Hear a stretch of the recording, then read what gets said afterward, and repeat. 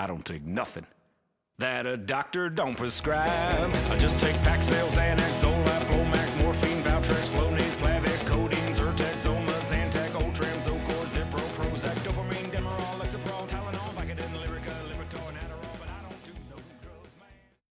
Hey everyone, it's Dr. Beard again, and of course, Paul, my husband, is joining me, my partner in crime, and we have another episode of our Fundamentals series. Today we're going to talk about carbohydrates, carbs, one of those macros, right? It's been getting a lot of hate lately. Either people are hating on protein, hating on carbs, everybody's hating on something. Mm-hmm. And you can love it all, right? So, we have these things called essential amino acids, right? They're the building blocks of protein. You have to eat them. You also have things called essential fatty acids that make up fats, and it's essential that you eat them. But there is no such thing as called that's called an essential carbohydrate. Your body can actually make glucose from fats and protein. But there are other reasons you're going to want to consume carbohydrates because they contain a lot of other phytonutrients and things like that are good for the body. Especially your vegetables. Yeah. Okay. Which we'll get into. So what are the functions of carbohydrates? Well, most of us know that they can provide a quick source of energy, right? So when I was in the ER, if we had somebody come in who was really hypoglycemic, might have been a diabetic who had taken too much insulin or too much medication and their blood sugar was really low, you gave them straight sugar because it works quick. You wouldn't want to give them fat or protein at the same time because it would slow it down. Now you would follow it up with, some protein and fat afterwards to kind of stabilize things, but you would always give them just straight sugar to bring that blood sugar back up. It works fast. And then, of course, depending on the source of your carbohydrate, it provides crucial phytonutrients like, antioxidants and other. I went through the list a long time ago. The whole eating the rainbow thing. Right. There's so many of the different types of phytonutrients that do a lot of different things in the body. Carbohydrates also help, maintain blood glucose fluctuations depending on the source and the form. Some of them can really spike your blood sugar real quick, which you don't want to do. Some of them can raise them gradually. And we can kind of talk about how the best way to eat carbs, when it comes to your diet. They also assist in breaking down fatty acids and preventing ketosis. And so, ketosis, I know a lot of people follow the keto diet, and I think it's a great intervention for some conditions.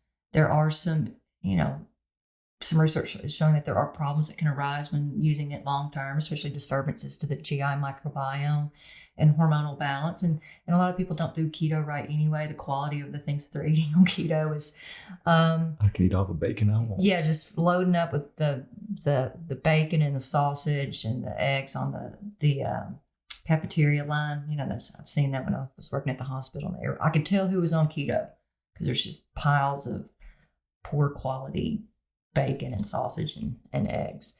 But carbs do help, prevent ketosis. And, ketosis is an entirely different topic. And, like I said, keto has its therapeutic uses. So I'm not here to bash on keto right now. Okay. It is required for biological recognition processes in the gut and throughout the body. What does that mean? There's carbs that are, just take like lectins, for instance. Those are identifiers. And that's a word you may have never heard before, but they're proteins. Yes, they are. I'm sorry about that. I misspoke. I gotta keep running. Carbs they're like a tagging process and help identify things as foreign or not foreign. Okay. It's because they're associated with like viruses and bacteria and things like that. They also are a source of fiber, which the gut loves. The bacteria that reside in your colon like fiber to use as a source of fuel, which then those the effects of that, the bacteria produce something called short chain fatty acids, which your gut lining use to keep it And there's all keep the kinds, integrity. there's all kinds of different types of fiber, right? Yeah, I mean, it's not just when people it's look not at just it, one it's always listed on the label as fiber. Well, that's just to keep things simplified, you know. And that's net carbs, right? So if you're looking at your total carbs, you have to subtract the fiber carbs out because the fiber is not really count towards calories. It's completely different. Of course, carbs can be stored as adipose tissue, right? And that's a source of energy. When you run out of energy, your body tends to pull from your fat stores. So the carbs go to fat. Excessive carb intake is going to be converted into fat. Like a beer gut. Well, yes. Okay. Alcohol is a source of carbs and not a great carb either. Nope. And of course, carbs are used in the fermentation process, making that beer. And then also the fermentation that occurs in your gut too, that the microbes use the carbs and ferment things that are really good for your health. And so we'll talk a lot more about the GI microbiome. So fermentation in your gut, like the elephant can actually create alcohol in his gut. Yeah, and sometimes the fermentation can take place in the wrong places and in excessive amounts, and you'll get people who get bloated, diarrhea, lots of reasons why that can occur. Imbalances in the GI microbiome and the fermentation process can really wreak havoc on your GI tract, and you will feel it. Yeah. So there's various types of carbs. You got simple and complex. Your simple sugars are glucose, fructose, galactose, and those are monosaccharides, right? And then the simple disaccharides are maltose, sucrose, and lactose. And then you have complex carbs, which are your starch, glycogen, and fiber. Okay. So like table sugar is sucrose, and that's a combination of glucose and fructose. Correct. So just breaking it down further. Okay. Yeah. And there's all kinds of dietary sources for carbs, and I'm sure most of you are familiar with these, but we'll go over them just for the sake of being comprehensive here. So grains, your wheat, barley, oats, rye, corn, quinoa, spelt, farro, buckwheat, all those are grains. Okay. Grains have been around for a while. Now we have changed our grains over the year, particularly our wheat. It's not the same wheat that it once was. All the major cereal crops are now GMO. Right. That's your wheat, corn, soybean. They're all GMO. Yeah. And you said that our wheat is actually different, not even talking about the GMO type. Well, there's hundreds of types of wheat. People think wheat is wheat. But it's become very monocrops. Monocrops. Yeah, we only do basically 2 different wheats in the United States, and they're very high in gluten too. Most of them are, yes. Yeah. And then you got your starchy vegetables, right? Your root vegetables like potatoes and parsnips and carrots, beetroot, cassava, butternut squash. We always, it's funny when we go to the grocery store, Paul is, everybody's asking you about the vegetables you get. Cause it's like, what's this? So you're like, it's a parsnip. They're like, I've never heard of a parsnip. It's amazing that the checkout person, I guess I'm one of only a handful of people who buy the weird it's so hard. It's so hard to get a variety of vegetables at Kroger and Walmart, right? Because they're just so very limited. There's people that actually think that that's all the vegetables there are. Like, what about the market that you used to go to was it in Atlanta? Yes, in Atlanta there was a farmers market that I actually worked at as a kid when it was first starting, and now it's world famous.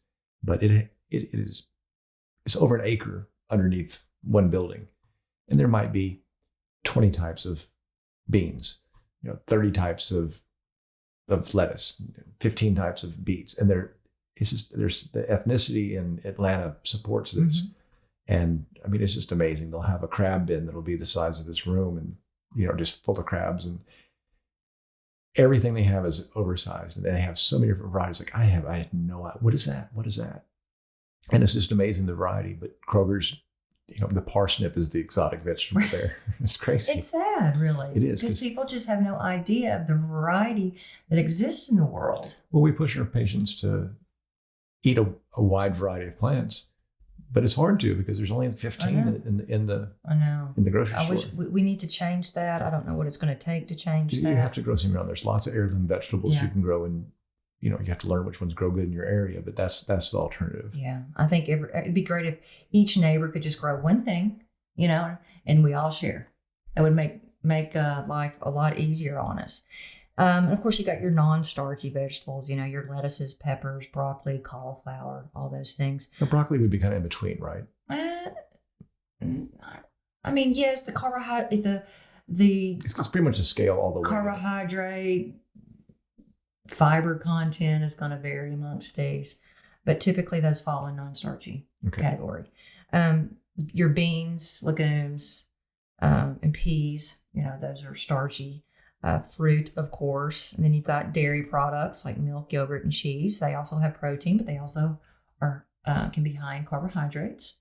So, that's a lot, and that's the way it is with a lot of your foods. It's not just one thing. There's usually a mixture. Some of them have protein and carbs. It just depends on the content is what varies. And then, of course, we know about our sweets, right? Colas, candy, fruit, juices, and just sugar, which we are consuming way too much of these days. And it is definitely impacting our health in so many different ways. And it's addictive. It really is. So I want to talk about something when it comes to grains. Grains get they get a bad rap from a lot of people of causing all kinds of problems. And there are people who just do not do well with grains, and for a variety of different reasons. Well, a lot of that's the sourcing. The sourcing, the preparation techniques, the type of grains that they're buying. But even then, if they did all those things right, there are still people that just, for whatever reason, they don't tolerate them well. And that's a small percentage typically. Right. If you prepare them right and you get the non-GMO varieties, it's a cheap way of feeding yourself. Right. But it takes a little more work. Like, gluten and wheat get a terrible rap. I'm gluten sensitive. So if I eat regular bread, I'm not going to do well. But if you make sourdough bread using a traditional fermentation process, using a non-GMO wheat, I do fine. Yeah, the gluten-free gets equate with healthy, and most gluten-free products are not healthy. They're horrible. They're gluten-free, which is necessary for some people, especially celiac people. But in general, gluten-free should really equate to unhealthy because they're using a lot of gums, fillers. It usually has extra sugar, they're trying to emulate gluten. Gluten is the most and they're highly processed. Well, because gluten is the most remarkable substance. Yeah, it is. It gives you structure. It has elasticity and its strength. That's what makes for good bread. So you try to imitate that with other things, and it just doesn't work. And they have to add a lot of additives to make it bread-like. Right. So don't think gluten-free is healthy. Gluten-free is a necessary alternative for a handful of people. But I really encourage you to do the sourdough to see if it's something you could tolerate. Right. I couldn't stand the gluten-free stuff. That's why I ferment our stuff. I know, and he makes a wonderful bread, and we also use the dough for pizza crust. So now I can enjoy pizza again, and then he even makes pasta out of it, which is absolutely delicious with a nice pesto. That's so good. It takes a little work, but it's worth it not to eat the other junk. Yeah. So when it comes to grains, you want to make sure they're non-GMO and organic. All right. That's bare minimum. And then I think it's best to consume the grains sprouted or fermented for better digestibility. This is the way it used to be done. Sprouting, when you sprout a grains have a defense mechanism from against being eaten, and that's the phytic acid. It also has an enzyme called phytase, which liberates the phytic acid, turns it into phosphorus, and that's why it sprouts. So when you sprout a grain, the phytic acid gets converted to phosphorus and a lot of other minerals. Right. It liberates a lot of nutrients in the product. There are websites, if you put in sprouted grains, there'll be several that come up, and you order from them, and you use them just like you would any other flour. It looks the same. And even for the grains themselves, they look almost identical. The sprouting process doesn't mean there's a big long thing hanging out. It just is the initial sprouting. It makes them a lot healthier and makes your preparation techniques a lot easier. And I on various social media sites, I'll see that, vegetables are toxic. They have all, phytic acid. I see phytic acid. I'm like, yeah, because you're not sprouting them. Right. We have very little phytase in our GI, Which is an enzyme that breaks down phytic acid. But a mouse has a ton of phytase in its gut. That's why it can consume seeds. So Right. God designed the mouse to eat the seeds, and it gets around that defense mechanism that the seed has. And that's why predators of a mouse will go straight for the contents of Well, they think the stomach sometimes, they think right? that coyotes and wolves are vegetarian. No, they're not. They're eating mice that eat grains, so Right. they're getting their sources there. Just like when they eat other animals, they're getting It's better grass and digestible, yeah. grass and legumes. This is why the majority of people around the world eat white rice, because the phytic acid is in the outside of a grain. So if you take off, everyone says whole wheat's better, and it is. The nutrients are there, but also the anti-nutrients. Right. So unless you're willing to do the work to get rid of the anti-nutrients, then you should eat white rice, not brown rice. If you're willing, there's only one culture that. And we'll talk a lot more about this in another episode where we talk about sourcing and preparation techniques to make your foods more digestible, which is what has been done over the centuries. Yeah. And we just have gotten away from it because everybody wants something right now, and it's all about convenience and easy to cook, and it's not even no longer food. Right. So That's why you should eat white rice if you're not going to eat rice, Right. unless you're going to do the preparation. and then so the next topic is about sourcing your vegetables, right? Again, non-GMO and organic are always the best. There is a dirty dozen list of the vegetables that you should try to buy organic. Not everything needs to be organic, but there are some vegetables that are they are sprayed heavily, Right. and you want to make sure that those are organic. The heirloom varieties are preferred because they typically have a higher Well, exactly. nutrient content. The selection of vegetables that are offered in Kroger and Walmart and places like that are the vegetables that have the highest yield and the longest shelf life. And they could care less about nutrient content or taste. or taste, right? So the heirloom varieties are typically, More there's tasty. there's hundreds of varieties of tomatoes. Mhm. People don't understand that. And each one has a different flavor. But they don't, and the heirloom tomatoes in the grocery store typically are not that good. You have to grow them yourself. But they don't have a long shelf life. They typically, I grow a plant here called Cherokee Purple, which is Those are wonderful. delicious. So delicious. But I only get about 10 tomatoes per plant for the whole season. I know. But I always plant enough of them because I love them so much. Commercially, that's not viable. Right. But for us, it's perfectly acceptable. Yeah. It's a job to raise a garden. That's why I think it's great if you have neighbors who can go in and do a few different things and you all share. Yeah, it is difficult to grow just a couple of everything because certain crops do better when they have multiple ones because they cross-pollinate. Right. Corn's a good example. You can't plant just a few corn plants. You need a large area because they protect each other. It's actually Right. one big grouping. So you can't just. And then you plant certain plants, like you plant basil, I think, with your tomatoes. It's called companion planting. Right. So certain ones benefit each other, and there's certain plants. Because they keep pests away and things like that. And sometimes they impart flavor, and sometimes they just do well together. They're symbiotic. And there's certain plants that are antagonistic to each other. So you just got to keep those in mind. Right. It's just there's lots of charts on that. It's not that complicated. And of course, your vegetables are going to be best when they're picked and consumed in season, right? That's when they have the highest nutrient content. Mm-hmm. And we all have bought tomatoes, or I don't even try to buy tomatoes out of season anymore because they're just absolutely horrible. Right. I'm not a big fan of canned items, but a canned tomato is probably superior to a fresh tomato in the Right. store because the canned tomatoes they're being picked in the field ripe and then they're being canned really quickly. Right. Same thing with the frozen. The frozen's better. I was going to get to that too. Well, it segues in. It's a lot of times frozen is better than fresh because it's picked at peak and then frozen right away, as opposed to, we're going to pick this green or this way, and so we can get it to you from South America, and it doesn't work as well. So you just got to know.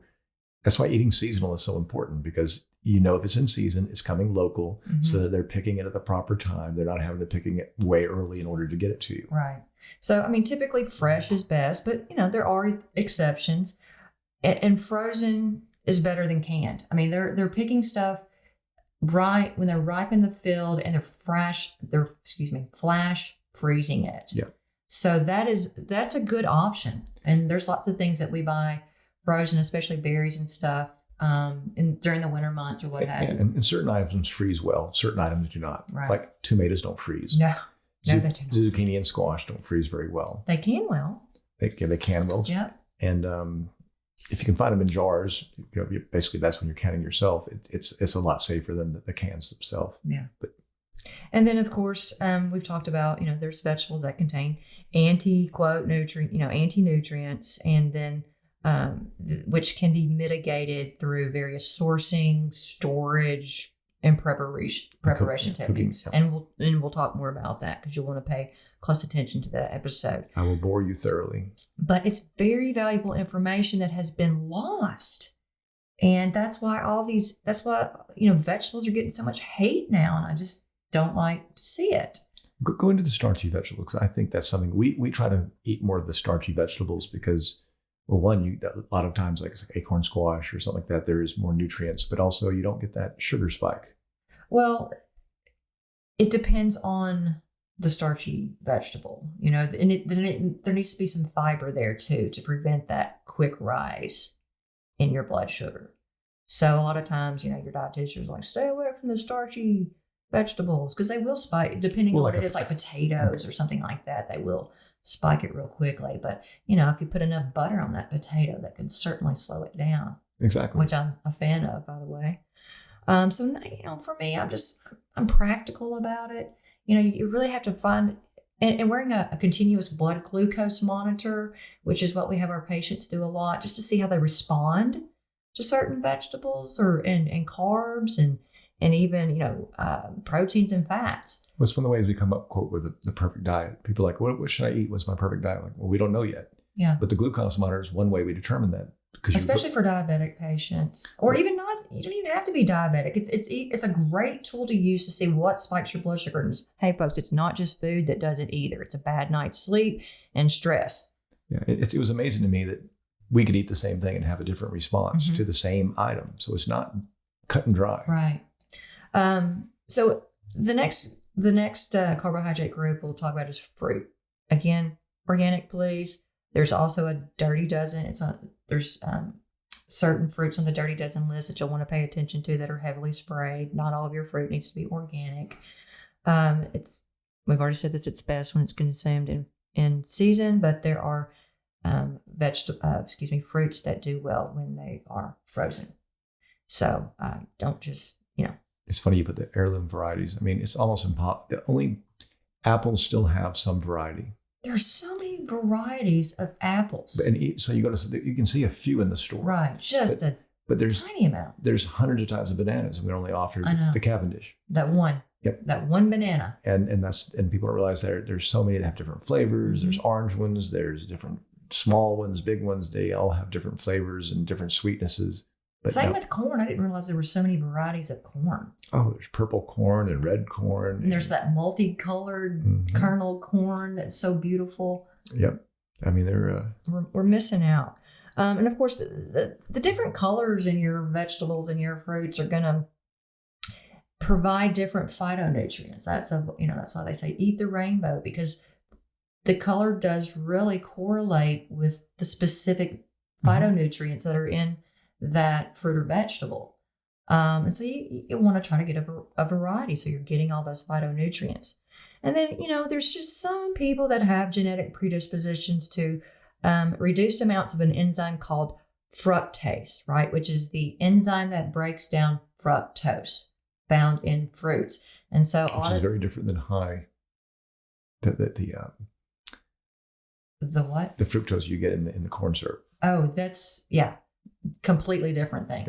But this can cause digestive issues in people when they are lacking the appropriate amounts of fructase. It's on a spectrum, right? There's some people and it just depends. Some have a little bit, some have a little bit more. And so you can handle a little bit of fruit maybe, but not too much. You just got to kind of figure that out. But the high fructose, which is in every processed food. Oh, That's one of the reasons it wreaks havoc with your digestive tract. yes. Stay away from high fructose corn syrup. Your body, this thing is a foreign entity to your GI tract. It really doesn't know what it is, and it causes a lot of problems. And it's going to come from a GMO crop, just like corn syrup is. It's going to be GMO corn that they use to produce the corn syrup, and you need to stay away from it. Okay. So the bottom line here, when it comes to your carbs, quality matters, just like with everything. Okay, I can't stress this enough. Quality, quality, quality. Fresh, typically best. If it's in season, Yeah. that's why you eat seasonally. Right. Frozen is next best. Sometimes better than the fresh. It just depends, Mhm. right? Most people eat way too many carbs, especially the simple carbs. Mhm. Eating excessive carbs, especially the simple sugars, it contributes to hyperinsulinemia. And this is going to cause inflammation and a lot of other metabolic derangements. And we now know that like cardiovascular disease is primarily a disease of hyperinsulinemia and inflammation. Yeah, It doesn't have anything to do with cholesterol. Yeah. You know? Over half the people have a heart attack have normal cholesterol. Right. Yet they want to just concentrate on cholesterol. And we're now figuring out it is hyperinsulinemia and inflammation. And I see it in my practice. And then, of course, excessive carbs and sugar intake can also cause something called candida overgrowth within your GI tract. And the byproducts of this yeast fermentation, so the candida is a yeast, it's supposed to be there, but not in large amounts. I mean, when you're eating a lot of sugar, these yeast start growing out of control, and they will, and when they start fermenting the sugar, they produce these very toxic byproducts, and it can cause a lot of problems in the body. It's so toxic it can really compromise your liver function even. And so what you see is when you treat candida overgrowth, and typically people you can have GI issues, and you'll have skin rashes, and you'll be itching all the time, or you may have a lot of like nasal drainage, Ear infections. It's just that there's so many, or toenail fungus, that is often a symptom of, there's things like going on right in the gut, probably have candida overgrowth. But, the toxic byproducts are very detrimental to the body. And when you address it, you often see liver enzymes and come down, and people lose weight, and the rashes go away. And your cravings go away. People who have candida overgrowth typically crave sugar because that yeast is just so used to getting it, and just keeps growing and just want more and more and more. Well, it's fascinating. It communicates to your brain through the vagus nerve. I mean, it's amazing that it actually has a communication pathway to your brain. Hey, we need more carbs down here. Give them to me. No amount of willpower gets past that. That's why you have to address the gut health. And even like vaginal yeast infections in women typically have associated with candida overgrowth in the gut. And of course, if you have, chronic UTIs, that's also a sign of probably all is not well in the gut either. And which they give you antibiotics, which makes your gut worse. Which then kills off all the good bacteria in addition to bad bacteria. Doesn't kill the candida. Yeah. So It's disease. it just causes so many problems by not addressing the root cause and just throwing meds at things and not thinking about why and how this condition developed in the first place. So you're going to need to greatly limit your intake of simple sugars. You have to. You got to get off the colas, the sweets. It's not good for you. I'm not saying you can't have it occasionally, but on a daily basis, absolutely not. But they've conditioned us to drink Coke as a beverage. It used to be a 6.5-ounce bottle that we used as a refreshment. And now it's a 32-ounce beverage. I know, you just go to the gas station and fill up with the big, and it's just, it's killing people. It is. It's absolutely killing people. And then, of course, avoid anything with corn syrup, and especially high fructose corn syrup. No. Just a hard no. Hard no. And then the low-calorie natural sugars like monk fruit and stevia, they can be better options. However, it would be better for you to allow your taste buds to adapt to the sense of less sugar. I don't know. Everybody's adding this stuff. Everything's going to taste sweet.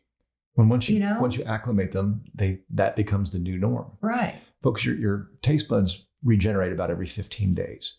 So in the course of a month, if you can eliminate or greatly reduce the sugar and just not bathe those taste buds in sugar, they will reacclimate because they're new taste buds. Right. And so now just a small amount of sugar tastes satisfactory. Exactly. And me personally, I just use raw cane sugar. I do not want monk fruit. I do not want stevia. I want the real deal, but I have just a smidge because that's all it takes for me to taste the sweetness. Because you've reacclimated your taste buds. Correct. And Paul can tell you, there was a time when I was a sugar addict. She used to hide stuff. I had a stash drawer of just like the mini Snickers and all kinds of candy bars. It was ridiculous. That was when I was a resident, and I was fueling myself with sugar and caffeine. That's how I was making it through. And then, of course, the thing about stevia is some people do react negatively to stevia, and it will actually spike their blood sugars and cause a hyperinsulinemia response. It tricks your body. Yeah. Some people just don't do well with it. And then there's other natural sweeteners like honey, maple syrup, coconut sugar. Those agave. Those are okay too. Just source them well. Okay. And then, of course, just reduce your taste buds' desire for sweetness. Mm-hmm. And then some people, this is the bottom line segment. Again, some people do not tolerate eating a lot of vegetables, even when you mitigate the anti-nutrients, and that's okay. You'll figure out which ones you do well with, and which ones you don't. And that can change too, depending on what's going on in your GI microbiome at the time too. Yeah, when your gut's healthier, you tend to be able to tolerate a lot of other things when it's off. And I just know people that just tend to do better with a higher protein and higher animal protein and fat diet. I know many people say that's just where I feel best, and that's okay too. Mm-hmm. And they seem to be doing just fine. They've been eating that way for years, and they're saying I feel just fine. So okay, good for you, right? And then I know people who are like, I do better with a lot more vegetables. Good for you. When you're ready to find your perfect diet, just keep an open mind, because you'd be very surprised what your best diet is, right? And and if you're one of those that is like gassy or has a lot of bloating after you eat vegetables, it could be due to a digestive enzymes, low stomach acid, or imbalances within the GI microbiome.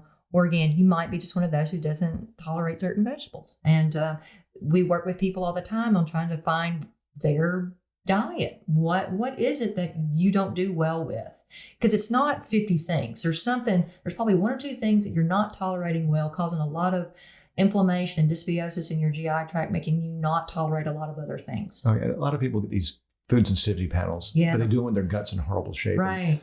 I'm allergic to everything. Yeah, it comes back. Yeah, it comes back with there's 50 foods they can't have, and they're freaking out. I'm like, okay, first of all, you did that when there was a lot of inflammation in your gut. You probably had a lot of gut permeability, or quote leaky gut, and that was showing that you're responding to all these foods, and you don't have a problem with 50 foods. Okay, There's probably maybe one or two that might be the problem. If you healed your gut and did that same test, it'd be disappear. Right.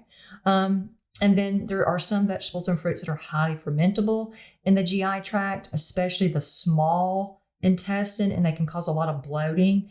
And these foods are often referred to as high FODMAP foods. You may have heard that term. And when we have people that are have a lot of bloating after they eat certain vegetables or fruits or these high FODMAP foods, it could be a sign of something called small intestinal bacterial overgrowth. We'll talk more about that later.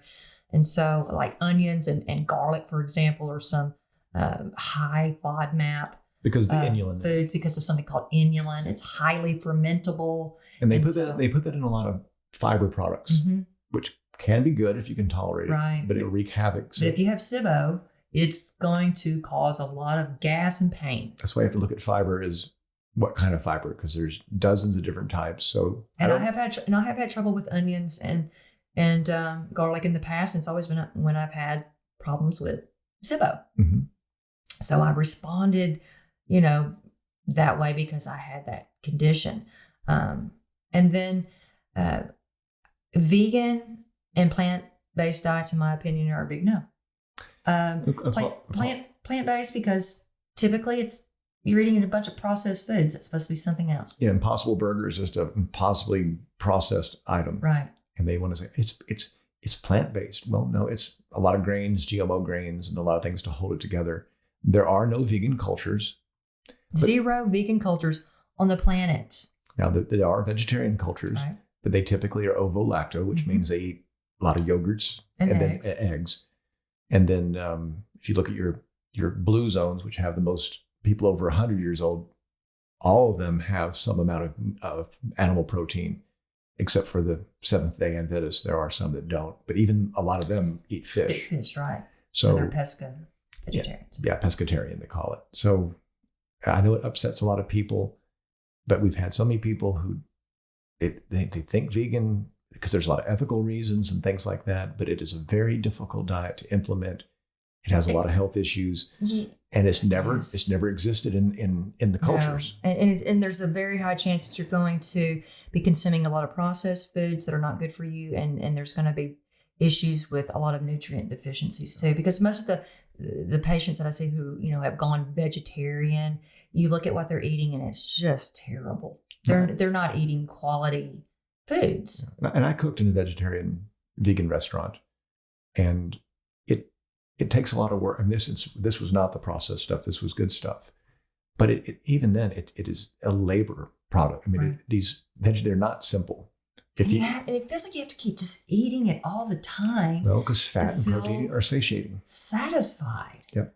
And that's what I have a lot of female patients in particular who are just eating tons of salads all day long, thinking they're trying to lose weight. So what do? They start eating just a bunch of salads, and I'm like, you have got to eat some protein and fat. They're just scared to death of fat. And they've been told that, red meat is horrible for you. And I'm like, no, ma'am, that's what I want you to do. And lo and behold, they start feeling better. They're not hungry all the time. The bloating has gone away. Grass-fed beef. And they feel better. Yes. Grass-fed beef is high in omega-3s. Right. Corn-fed beef is high in omega-6s. Right. So one's inflammatory. And it's eating GMO. Yeah, so one's an inflammatory food that's very tasty, but the grass-fed is also very tasty, but it's also very healthy. Yeah, you just have to prepare it right. So anyway, that concludes our episode on carbs. I hope we didn't make it too boring. I hope you learned some things. Please don't hate mail from the vegans. We do love you. It's just we don't agree with you. I know some functional medicine doctors who will not even work with vegan patients. They just won't even take them on as clients. Ouch. And I understand. It is difficult to be healthy on a vegan diet. Mm-hmm. So, sorry, that's just my opinion. It's what I've seen in my own practice. And it's what I have also experienced as a college vegan. Did not go well at all. You tried it. I tried it. And for quite a while. Stupidest thing I ever did. And I remember I mistakenly ate a real hamburger thinking it was a vegan burger. And I was like, man, this is a great vegan burger. And my friend was like, that's my burger. And it's a real hamburger. And I was like, okay, done with veganism. I'm going back to the meat. Now, I was vegetarian for a year in India, and it was a very healthy diet. I was ovo-lacto, and the Indians do something different. They don't try to make their vegetarian dishes taste like meat. Their vegetarian dishes are vegetarian dishes because they taste good. And I think that's a big problem with the American vegetarian movement. It's fake bacon and fake ham to be, fake burger. Well, if you love vegetables so much, just create a vegetarian dish. Don't try to emulate meat. That kind of is suspicious to me. It means, why are you emulating something? Oh, because it's really good. Right. Yeah. Okay, guys. So again, hope you learned something, and we'll continue the fundamental series. Thanks. I don't take nothing that a doctor don't prescribe. I don't do no drugs, man.